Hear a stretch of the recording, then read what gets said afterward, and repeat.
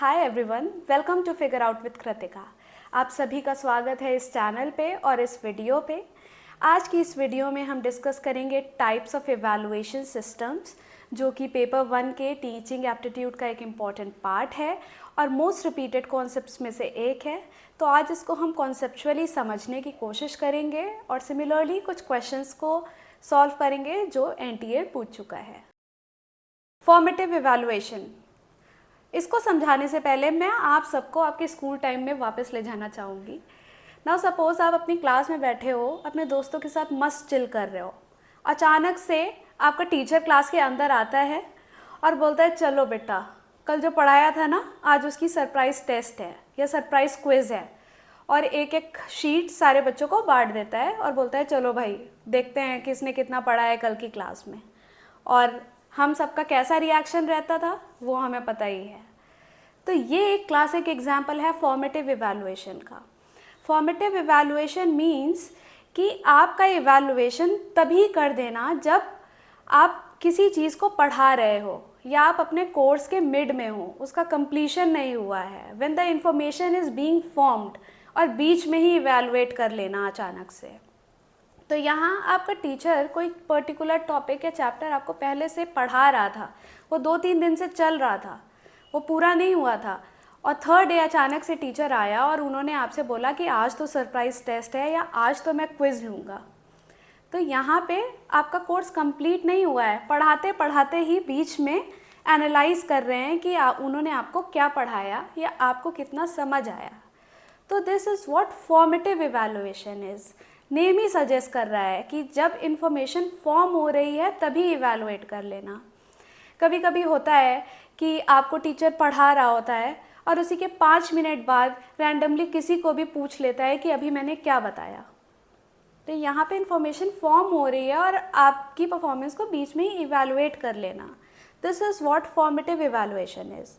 Now हम अपनी screen पे देखते हैं कुछ पॉइंटर्स और उससे और अच्छे से समझते हैं कि फॉर्मेटिव इवैल्यूएशन क्या होता है। Evaluations which are taken when knowledge is being formed. As already said कि जब knowledge form हो रही होती है तभी evaluation करना, तब हम उसको formative evaluation कहते हैं। Secondly, the primary goal is to monitor and guide students' learning, helping them understand their strengths and areas of improvement. जब हमारा ऐसे सरप्राइज़ टेस्ट हो जाता था या टीचर अचानक से पूछ लेता था तो हमें बड़ी गुस्सा आती थी, यार मेरे से ही क्यों पूछ रहे हैं, यार थोड़ा पढ़ने का टाइम तो दे। बट प्राइमरी गोल टीचर का ये होता है कि उसने जो समझाया है वो आपको समझ आ भी रहा है कि नहीं आ रहा है। इससे टीचर एक तरह का फीडबैक लेता है अपनी टीचिंग का भी और आपकी लर्निंग का भी, कि जो भी गोल्स या जो भी एम्स हैं जो बनाए गए हैं वो पूरे हो भी रहे हैं कि नहीं हो रहे हैं। तो ये प्राइमरी ऑब्जेक्टिव रहता है। Third, these assessments are often informal and may include quizzes, discussions, observations और homework assignments. तो ये एकदम ही इनफॉर्मल होते हैं। यहाँ पे टीचर ने आपको पहले से नहीं बताया कि मैं टेस्ट लूँगा या मैं क्विज़ लूँगा या मैं पढ़ाते पढ़ाते डिस्कशन करा लूँगा किसी टॉपिक पे, या फिर मैं होमवर्क में ये दे दूँगा। ये टोटली इनफॉर्मल है। It totally depends on the teacher and आपकी इक्वेशन क्या है आपके टीचर्स से, एंड उसके बेसिस पे इवैल्यूएशन कर लेना। तो ये एकदम ही इनफॉर्मल होते हैं, नॉट यूजुअली ग्रेडेड और carry minimal weight in the overall grading system. आप सपोज़ करो जो मैंने आपका जो आपके जो सर थे उन्होंने जो आपका सरप्राइज़ टेस्ट लिया या सरप्राइज़ क्विज़ ली और आपके जो भी उसमें मार्क्स आए, तो वो ऐसा तो नहीं होगा कि वो फाइनल आपकी जो ग्रेडिंग होगी, जो आपके फाइनल मार्क्स काउंट किए जाएंगे और जिसके बेसिस पे आपको रैंक दी जाती है फर्स्ट सेकंड थर्ड वाली, उसमें तो नहीं काउंट होता है ना। वो तो टीचर सिर्फ अपने उसके लिए करता है। तो यहाँ पे ये वाले जो मार्क्स होते हैं या ये वाला जो इवैल्यूएशन होता है, इनका बहुत ही मिनिमल मार्क्स कह लो, या ये फाइनल ग्रेडिंग सिस्टम में कंट्रीब्यूट नहीं करते हैं। The feedback is immediate and can be used to modify teaching methods or adapt instructional content. यहाँ पे जो फीडबैक होता है वो इमीडिएट होता है। मैंने सरप्राइज़ क्विज़ ली आपकी, देखा कि मैं जो पढ़ा रही हूँ वो आपको समझ आया भी है कि नहीं आया है, और आपने अपनी असलियत दिखा दी, आपको कुछ समझ नहीं आया है। तो यहाँ पे मुझे पता चल गया या तो मैं ढंग से नहीं पढ़ा रही हूँ या आप पढ़ना नहीं चाह रहे हो। इवेंचुअली वो मेरे ऊपर ही आया, बिकॉज मैं सही से नहीं पढ़ा रही हूँ तभी आप नहीं पढ़ना चाह रहे हो। तो यहाँ टीचर को इमीडिएट फीडबैक मिल जाता है उनकी टीचिंग स्टाइल का या उनके वे ऑफ टीचिंग का, तो इस चीज़ को इम्प्रूव किया जा सकता है पहले ही। Ongoing and continuous in nature, इसका कुछ वो नहीं है कि ये आपके टर्म के एंड में ही ये वाला इवैल्यूएशन होगा, ऐसा कुछ नहीं है, ये ऑनगोइंग होता है एंड कॉन्टीन्यूअस होता है। तो some things that are to be kept in mind related to formative evaluation: immediate feedback, quizzes, observations, surprise test, इस तरह का कुछ आता है तो वो आपको ध्यान रखना है। फीडबैक इमीडिएट है, मिनिमल वेट या मार्क्स वगैरह भी आपको कंसिडर नहीं किए जाते हैं। समेटिव इवैल्यूएशन, समेटिव इवैल्यूएशन की बात कर लेते हैं। समेटिव इवैल्यूएशन बेसिकली वो होते हैं जो किसी कोर्स के कंप्लीशन या किसी प्रोग्राम के कंप्लीशन के बाद आपकी जो परफॉर्मेंस है उसको इवैल्यूएट करने के लिए लिए जाते हैं कि आपको कितना समझ आया। जैसे कि आपके जो ग्रेजुएशन वाले एग्ज़ाम्स होते हैं या स्कूल के एग्ज़ाम्स हो गए आपके हाफ ईयरली, क्वार्टरली, या फिर यूनिट टेस्ट हो गए जो एक एक यूनिट को पढ़ाने के बाद लेते हैं, इस तरह का जो इवैल्यूएशन सिस्टम होता है दिस इज समेटिव इवैल्यूएशन। या हमारा ये जो नेट का एग्ज़ाम होता है इसको भी आप समेटिव बोल सकते हो, एंड में होना, कोर्स के कंप्लीशन पे होना। Summative assessments are used to evaluate students' overall learning outcomes at the end of a specific instructional period, such as unit, semester और school year. As I mentioned, अगर आप कॉलेज में हो तो आपके सेमेस्टर एग्ज़ाम्स होते हैं, या स्कूल में आपके एनुअली एग्ज़ाम्स होते हैं, या फिर यूनिट टेस्ट होते हैं। ये किसी कोर्स के कंप्लीशन के बाद होता है assessment. The primary goal is to measure the extent to which students have mastered the content and achieved the learning objective. Role इसका ये है कि ये जानना कि जो भी पूरे कोर्स में पढ़ाया गया आपको कितना समझ आया, whether you have mastered or acquired the required skills जो एक्सपेक्टेड थी या नहीं, आपकी क्या परफॉर्मेंस रही पर्टिकुलर कोर्स के बाद। These assessments are often formal and include standardized tests, final exams, projects or papers. The result contributes significantly to the student final grade. Since ये finally बाद में होते हैं completion के बाद, तो ये ज़्यादा formal in nature होते हैं, ज़्यादा standardized होते हैं और इनके marks matter करते हैं क्योंकि उन्हीं के basis पे आपको judge किया जाता है। Feedback is provided but not immediately. अगर मैं ग्रेजुएशन कर रही हूँ और हर 6 मंथ्स पे मेरे एग्ज़ाम हो रहे हैं तो कहाँ मुझे फ़ीडबैक मिल रहा है? फ़ीडबैक नहीं मिल रहा ना, 6 मंथ्स तक मुझे फ़ीडबैक नहीं मिला। जब मेरे सेमेस्टर एग्ज़ाम्स हो गए, मेरे ग्रेड्स आ गए, तब मुझे पता चला कि अच्छा मैंने ग्रेजुएशन में ऐसी पढ़ाई की थी तो मेरे ऐसे मार्क्स आए। तो फीडबैक इमीडिएट नहीं है but is there. More reliable than formative, formative क्योंकि इनफॉर्मल है, ऐसा ही टीचर ने क्लास में ले लिया या मतलब फॉर्मली नहीं ज़्यादा वो इवैल्यूएशन होता है। It is more formal and more reliable than formative evaluation. Now let's look at diagnostic evaluation. Diagnostic evaluation is more concerned with identifying learners' learning difficulties or weakness during instruction. ये एक formative का ही आप part बोल सकते हो because ये during instruction ही चल रहा है and here the main motive is to identify the weak areas या ऐसे एरियाज जिन पे आपको वर्क करना है, किसी की स्ट्रेंथ या वीकनेस को आइडेंटिफाई करने के लिए, डायग्नोस करने के लिए ये टेस्ट किए जाते हैं. This test find outs the underlying cause of any problem. अगर कोई प्रॉब्लम है तो उसका कॉज क्या है उसको ढूंढने के लिए किए जाते हैं ताकि आप उन पे वर्क कर सकें और किसी प्रॉब्लम को जो आपने डायग्नोस की है उसको कैटर कर सके. This is a preventive step taken to select the areas to be improved and worked upon by the remedial actions offered.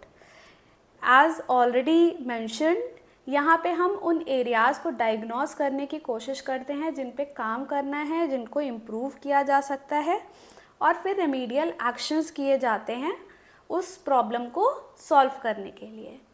इसका एग्जांपल अगर मैं दूँ तो बहुत सारे स्कूल्स में ऐसा होता है कि आपके 10th के मार्क्स के बेसिस या अगर आपने 10th कर लिया है उसके बाद स्कूल एक टेस्ट कराता है सारे स्टूडेंट्स का, और सारे स्टूडेंट्स के जो टेस्ट में मार्क्स आते हैं या जो भी उनकी परफॉर्मेंस होती है, उसके बेसिस पे स्कूल डिसाइड्स कि उस पर्टिकुलर पर्सन को साइंस सेक्शन में डालना है, कॉमर्स में डालना है या आर्ट्स में डालना है।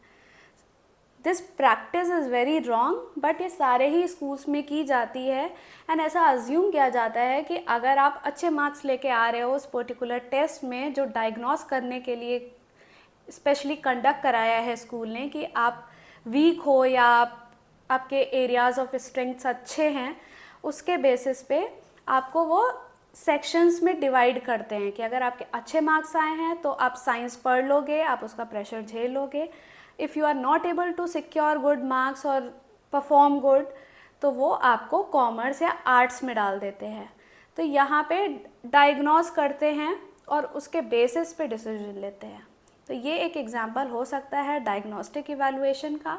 इसके कीवर्ड्स आप वीकनेस, स्ट्रेंथ, ये हो सकते हैं, या फिर रेमीडियल एक्शंस हो गए। इस तरह के अगर कोई भी वर्ड्स यूज़ हो रहे हैं क्वेश्चन में, तो यू कैन अज्यूम कि ये डायग्नोस्टिक इवैल्यूएशन की बात हो रही है। चलिए फटाफट से कुछ क्वेश्चंस देख लेते हैं। Which one of the following assessment procedures is conducted during an in progress teaching learning session? ऐसा कौन सा असेसमेंट है जो इन प्रोग्रेस जब रहती है टीचिंग तब किया जाता है? हमने अभी पढ़ा था फॉर्मेटिव असेसमेंट ऐसा होता है जब इंफॉर्मेशन इज़ बीइंग फॉर्म्ड, हो रही होती है, तब इसको कंडक्ट किया जाता है। तो answer would be formatives B. दूसरा क्वेश्चन देखते हैं। In order to monitor students progress and to modify teaching accordingly the best method of evaluation is.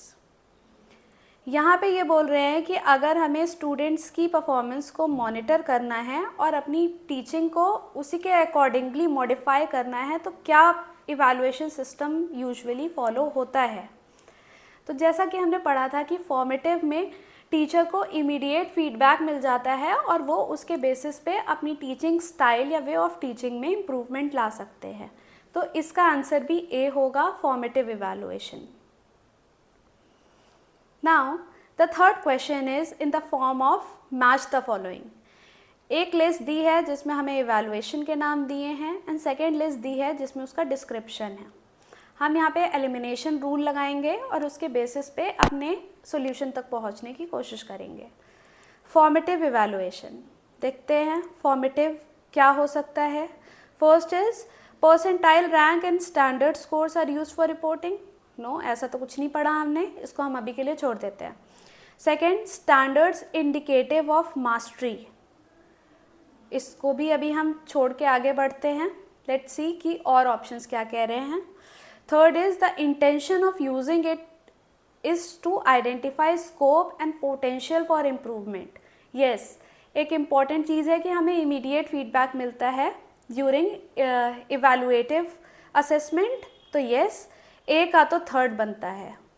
अब हम अपने ऑप्शंस में देखेंगे कि ए का थर्ड कहाँ है। तो इससे हमें पता चल रहा है कि फर्स्ट वाले में ही है। हमारा फर्स्ट ही आंसर सही है, फिर भी हम दूसरी चीज़ें देखते हैं। B, summative evaluation. Summative evaluation third तो चला गया, फोर्थ देखते हैं। इट्स इंटेंशन इज़ टू जज learning standards. Yes, learning standards कुछ बना दिए गए हैं कि ए ग्रेड आया है तो आप बहुत अच्छे हो, आपने बहुत अच्छा परफॉर्म किया है और आपकी परफॉर्मेंस बहुत ही अच्छी है, आपकी इंटेलिजेंस लेवल अलग है। तो यस, बोल सकते हैं कि समेटिव इवैल्यूएशन जो है उसका फोर्थ होगा। तो ए का हो गया थर्ड, बी का हो गया फोर्थ। अब हमारे पास सेकेंड एंड फर्स्ट बच रहे हैं। Criterion reference test and norm reference test, ये दो तरह के टेस्ट होते हैं और ये दोनों भी बहुत इस पे क्वेश्चंस बनते हैं। मैं एक बार ये आपको बता देती हूँ। क्राइटेरियन रेफरेंस टेस्ट का मतलब होता है जहाँ पे एक क्राइटेरिया सेट कर देना और उस क्राइटेरिया के बेसिस पे आपकी मार्क्स, आपकी परफॉर्मेंस को जज करना। जैसे हमने पासिंग मार्क्स बना दिए कि अगर आपके 33 मार्क्स आ रहे हैं या उससे ज़्यादा आ रहे हैं, that means you have passed in that particular subject. अगर 33 मार्क्स से कम आ रहे हैं, that means you have failed. तो यहाँ पे क्राइटेरिया सेट है ऑलरेडी कि 33 से ज़्यादा लाने हैं आपको, या फिर 50% से ज़्यादा लाने हैं in order to be passed, तो ये क्राइटेरियन रेफरेंस टेस्टिंग होता है। नॉर्म रेफरेंस टेस्टिंग एक नॉर्म के बेसिस पे होता है और सबकी परफॉर्मेंस के बेसिस पे होता है। जैसे नेट का रिजल्ट परसेंटाइल के बेसिस में आता है, तो परसेंटाइल का मतलब यही होता है कि दूसरे लोगों से आपकी परफॉर्मेंस कितनी आगे है या कितनी कम है। नेट ये नहीं बोलता कि अगर आपके इतने मार्क्स आ जाएंगे तो आपका टेस्ट क्लियर हो जाएगा। नेट ये बोलता है कि आपकी परफॉर्मेंस आपके साथ वालों से कितनी ज़्यादा है। अगर आपके 99 परसेंटाइल आए हैं, दैट मीन्स सिर्फ एक ही इंसान है जो आपसे आगे है, आपने 99 लोगों को पीछे छोड़ दिया है। ये होता है नॉर्म रेफरेंस टेस्टिंग। तो सी का क्या होगा? परसेंटाइल रैंक नहीं, क्राइटेरियन रेफरेंस टेस्टिंग का होगा second. Standards indicative of mastery, standard set कर दिए कि 33 से ज़्यादा मार्क्स होने चाहिए। एंड डी नॉर्म का होगा फर्स्ट, परसेंटाइल रैंक, जैसा कि मैंने बताया कि परसेंटाइल बेसिस पे रिजल्ट आता है, तो दैट इज़ नॉर्म। तो ये था हमारे टाइप्स ऑफ एवेलुएशंस। हमने तीनों को एक एक करके डिस्कस किया, उससे रिलेटेड पॉइंटर्स देखे, उसके बाद हमने कुछ क्वेश्चंस भी सॉल्व किए। अगर आप चाहते हैं कि मैं इसको और डिटेल में कवर करूं तो do let me know in the comment section. And thank you and तक रुकने के लिए और इस वीडियो को देखने के लिए। आई होप तो लाइक शेयर सब्सक्राइब प्लीज़ करके जाना और दूसरों से भी करवाना, सो दैट मैं ऐसी वीडियो और बनाती रहूं और मोटिवेशन मुझे मिलती रहे।